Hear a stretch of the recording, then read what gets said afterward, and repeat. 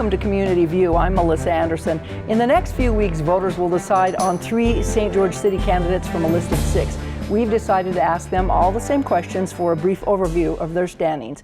And with me today is candidate Dannielle Larkin. Welcome, Dannielle, and thanks for being on the show. Thanks, Melissa. Tell me about yourself, what you do now, and why you want to run for this commission seat. What qualifies you? Okay. I've been living in St. George for 28 years. My husband and I own a local HVAC and plumbing business that's been in St. George in business for 50 years. We've got about 35 employees, so we know how it is to be a small business owner in St. George. I'm currently on our St. George City Planning Commission. I have done a lot of local volunteer work. I have worked with the Bicycle Collective, and I'm currently the president of the Southern Utah Bicycle Alliance. I've been on the Art Around the Corner board, and I just love our community. It's a great place to live. So it sounds like you've got a lot of things to back you up there on your qualifications.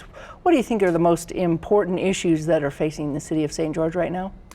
Well, because we're growing so rapidly, most of our important issues are in regards to growth. So things that are caused by growth, traffic and, just how people feel about the community as it grows. So I think that things like community cohesion and understanding like how we're going to grow, being smart about our growth so that we are effectively utilizing the infrastructure we already have. Those are kind of the things that seem to be the foremost in people's minds and that are the most stressful to them and causing them the most fear. What is your stance then on taxes on roads, infrastructure, and going into the future? Okay.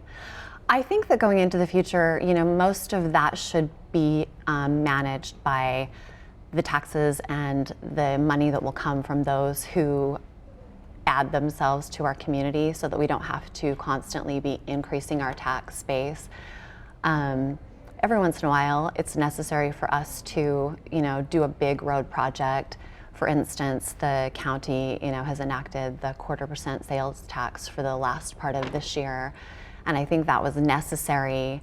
On occasion, we need to do those kind of things, those bigger projects that we need to fund. But for the most part, I think the way we've got our taxes structured right now, they're pretty good at taking the taxes that we're getting from people currently and managing them well within the city budget so that we keep our infrastructure healthy.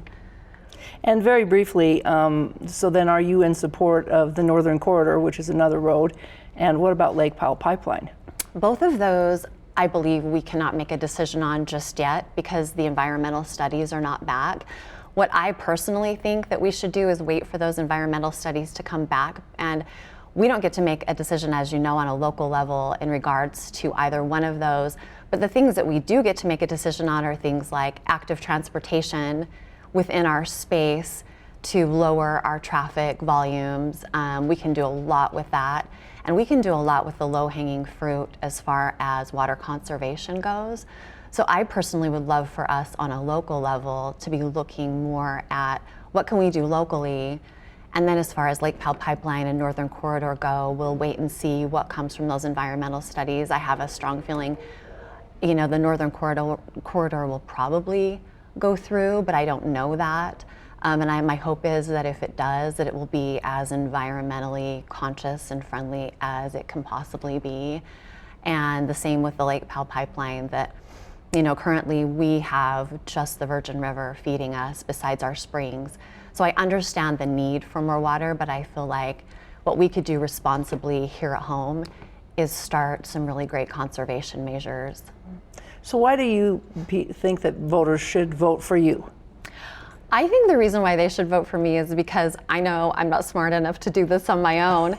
I think that as a city council, like the smartest thing we can do is excavate and mine ideas from the citizens that are out there. So I feel like for me as a city council member, my responsibility would be to take all those smart ideas, and there's so many smart and just amazing people in our community, to gather their ideas and to have those ideas be the things that come together to create our future in St. George. Well, thank you very much for your time, and good luck to you. Thank you so much. And that's all we have time for. Thanks for joining us. Be sure to tune in for more interviews with candidates prior to the election day. And remember to either vote by mail or in person, as your vote does make a difference.